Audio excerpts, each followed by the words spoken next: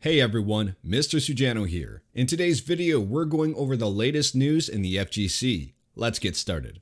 So first up, for Street Fighter V, another fan-made netcode fix has been released. So just a little while back, I did a video on the initial fan-made netcode fix from Altimore. Now you could say that this is a similar fix, but just a different version. And this fix was made possible because of the initial reverse engineering that Altimore did. So Fluffy Sheep took those learnings and made their own version. And I will leave a link to this Reddit page in the description below. Now, if you want my 2 cents on which version to use, whether it's this version by Fluffy Sheep or the initial version by Altimore, I would say that would largely depend on your own personal tastes and preferences when you try them both. I would recommend definitely just try them both, see which one works best for you. And lastly, both of these fixes only work on PC, so if you are on PS4, I would probably highly recommend selecting PS4 only in your matchmaking settings because your connection with PC players will now vary greatly. And on a positive note, it looks like these netcode fixes are on Capcom's radar, so they're definitely taking notice. There's a lot of discussion about them online, and thankfully Capcom looks like they're paying attention. And I do kind of question whether or not this netcode will be fixed effectively or even at all, considering how long Street Fighter V has been out and how long netcode has been an issue.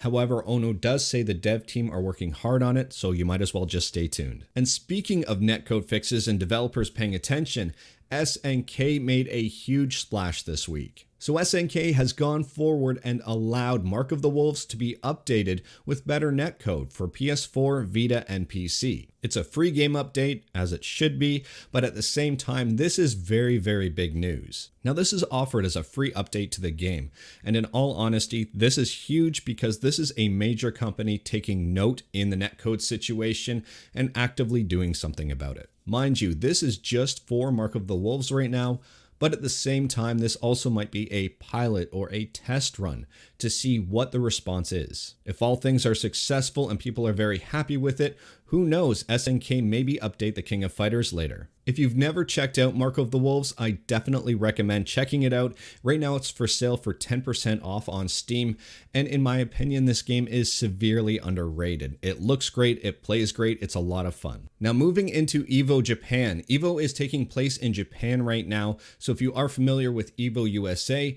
Japan has their own Evo event. This is a massive fighting game tournament, and there's been some interesting things that have happened this year. There's an article on Screen Rant of all places talking about Evo Japan, and it says Evo Japan 2020's Super Smash Brothers Ultimate Tournament had over 1,000 no-shows, almost 40% of the initial entrants for Super Smash Bros. Ultimate at Evo Japan 2020 have dropped out, resulting in mass disqualifications. And if you're wondering why so many people would sign up and just not show up, it's because signups for Smash Bros. Ultimate were free. There was no charge to sign up for this game. Now here's something funny. This is an actual bracket from the tournament, and if we take a look, someone made it out of pools by just beating one opponent. Now, if you're wondering if this is a bad sign for the state of Super Smash Bros. Ultimate, I would say definitely not. This tournament was free to enter, and these things happen. If you're playing Tekken 7 and want to learn a new character, you might want to go with Leroy. If we take a look at the bracket for the top 8 people in Tekken 7,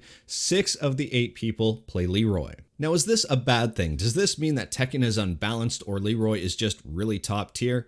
I would say possibly. Red flags should start to go up, and definitely more so if we see this trend moving forward. Right now, it's just really funny. But anyways, that's all I've got for today. If there is other fighting game community news that you want me to cover, let me know in the comments below or hit me up on Twitter. If you like this video, leave a like. If you didn't like this video, leave a like. Hit that subscribe button, check out my other videos. Thank you everyone, take care.